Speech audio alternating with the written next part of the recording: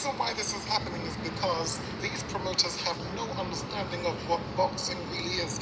They are transacting men. They don't know about boxing. They don't know about the art, the craft, and the life you have to live to be a boxer.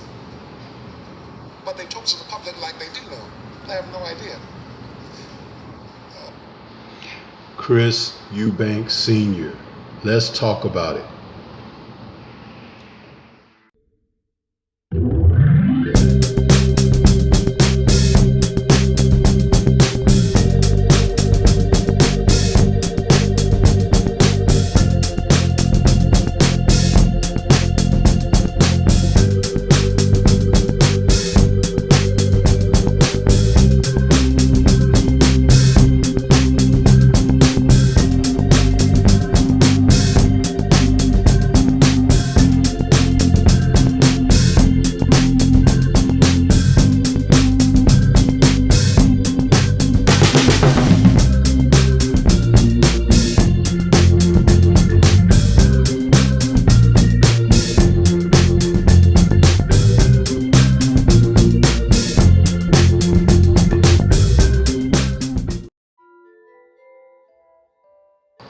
If they understood boxing, they'd understand what that means.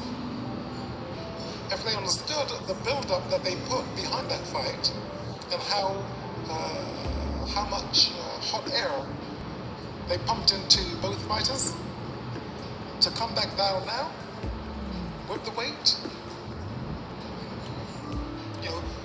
The reason why this is happening is because these promoters have no understanding of what boxing really is. They are transacting men. They don't know about boxing. They don't know about the art, the craft, and the life you have to live to be a boxer. But they talk to the public like they do know. They have no idea. So effectively, they are misinforming the public in order to make money for themselves. Just days ago, that soundbite is courtesy Chris Eubank to IFL TV, where he gave a rousing interview speaking on everything regarding his son Chris Jr.'s career moving forward, as well as what his thoughts are about the present state of the sport of boxing, with promoters intervening and assisting to drain the sport of its true talents. Eubank Sr. was able to crystallize and make a reality out of what's happening in the sport. And though it may not work well with the promoters, he's telling the truth as a man who comes from a position of experience in the sport. Promotional groups like Matchroom Boxing that have tried time and again to put together a match between Conor Benn, son of Nigel Benn, Eubank Sr.'s former foe in the ring. They had an Ali and Frazier-like rivalry, trying to pit Benn against Eubank Jr. Now, Eubank Jr., who happens to be a 168-pound fighter, and Conor Benn being a 147-pound fighter, the two weight divisions are too far apart as far as Eubank Sr. feels, and the fight will not be made under his watch. And I believe that he is totally correct in feeling that way.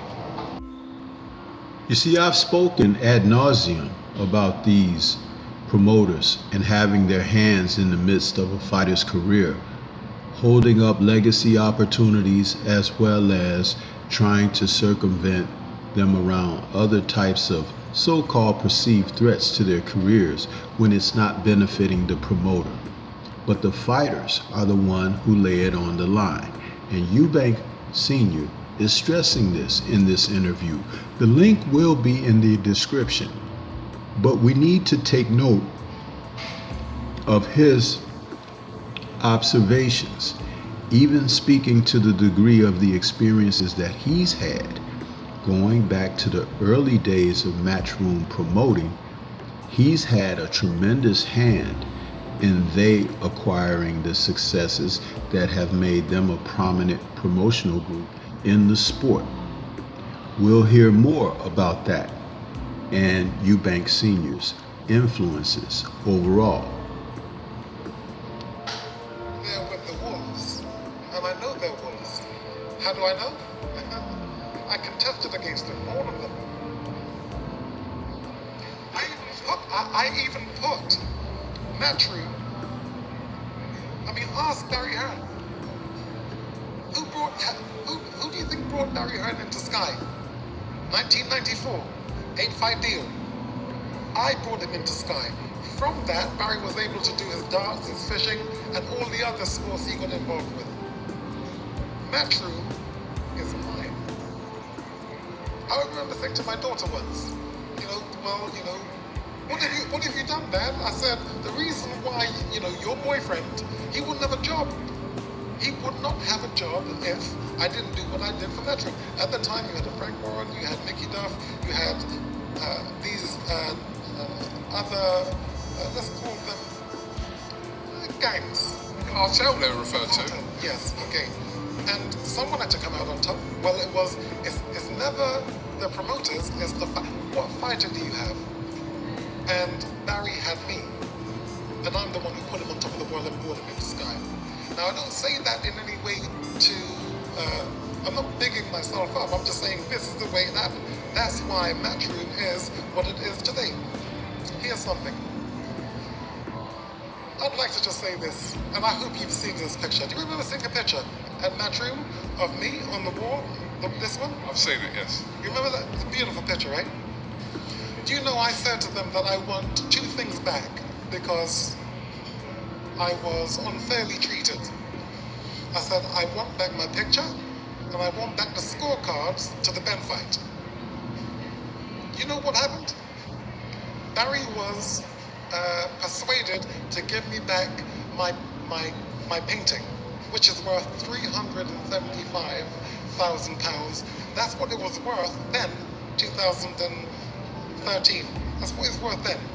Okay. And they decided to keep.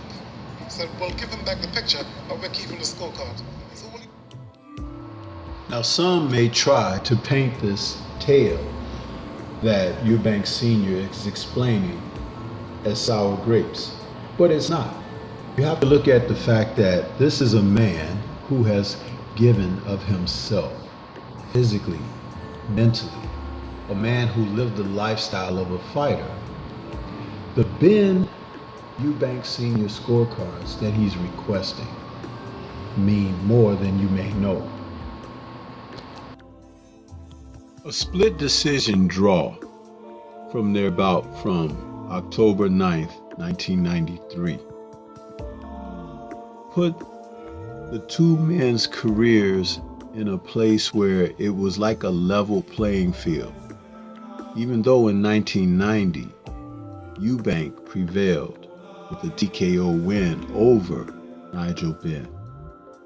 As he spoke about wanting those scorecards, he wants to see the original scorecards, if they may have been doctored, because his feelings were he should have got the decision.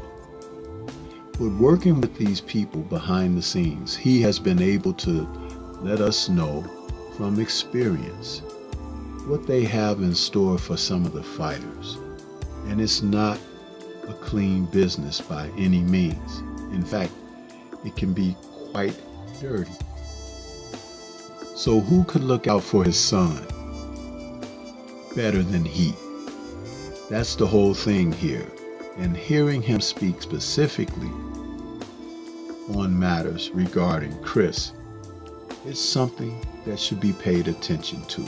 So salute to Chris Eubank Sr. for upholding the dignity and sanctity that he's brought forth in this sport. This is Stormy B. Man. Shout out to the mighty LDBC and Liberated Perspective, a third eye view of the world. For more content such as this, please like, comment, subscribe, and share. Peace to everyone out there and everyone please remain safe.